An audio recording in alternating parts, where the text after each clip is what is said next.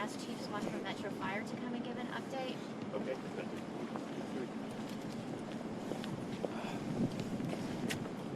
Good evening. I know there's a lot of unanswered questions that we can't answer right now, but some of the things we do want to talk about, we talk about public safety and fire and police and Office of Emergency Management. The things that we do operate off of the LIFT method, where we life safety, incident stabilization, and property conservation. And so currently right now we know we've done a sweep of all the buildings and try to make sure that we cleared, that there is no personnel that are in the buildings. And we've done all of the hazmat sweeps and all the things that you would imagine if it's a dirty bomb or something of this nature. Now we have our urban search and rescue teams in, that way that we can shore up the buildings. We got an structural engineers there to make sure that, again, that the buildings are sound enough to actually be able to enter in and out of them.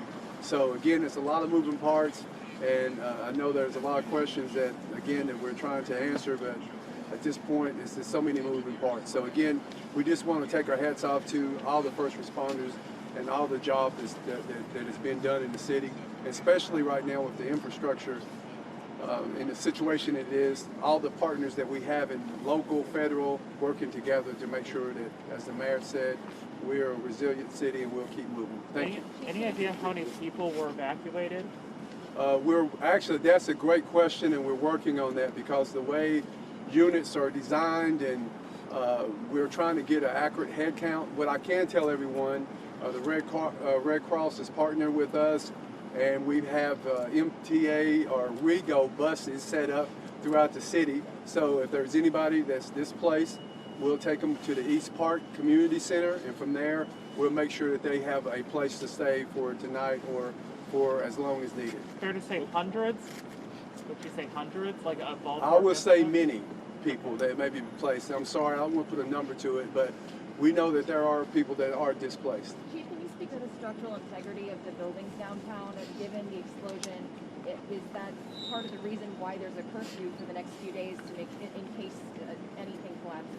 Absolutely. So at the Office of Emergency Management, when we try to look at the overall view of the city and making sure that everything is safe and working together, we know we had one building collapse due to the explosion and due to the age of the other buildings, and then we had water was being actually displayed throughout the buildings, and with the cold weather, we thank the water department as well, making sure that they've got the water shut off, but still the integrity of those buildings are in question, so we're trying to make sure that we do have everybody in place and safety for all personnel. Chief, can you just repeat what building that was? What building was that collapsed?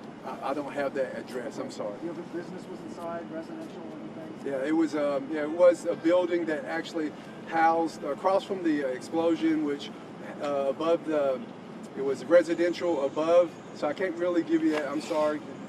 All right, guys, Yeah. that's Thank going you. to be our last question for this evening. I want to thank you guys for coming out. We will be in touch with you with regular updates. Again, thank you to Mayor Cooper, to Chief Swan, and Chief Drake for being here, and especially to those officers that we are so grateful for this evening. You'll hear from us again. All right, thank you.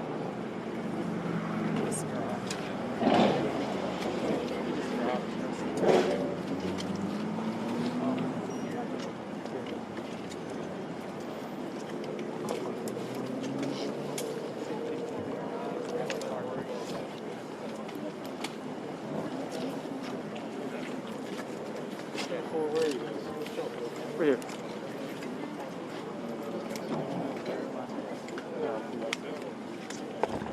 Yeah. Cameron? Yeah? Come here. They can get the area from that. Okay. I'll take this then. Take that then. I'm not worried about that then. Can you call them and let them know?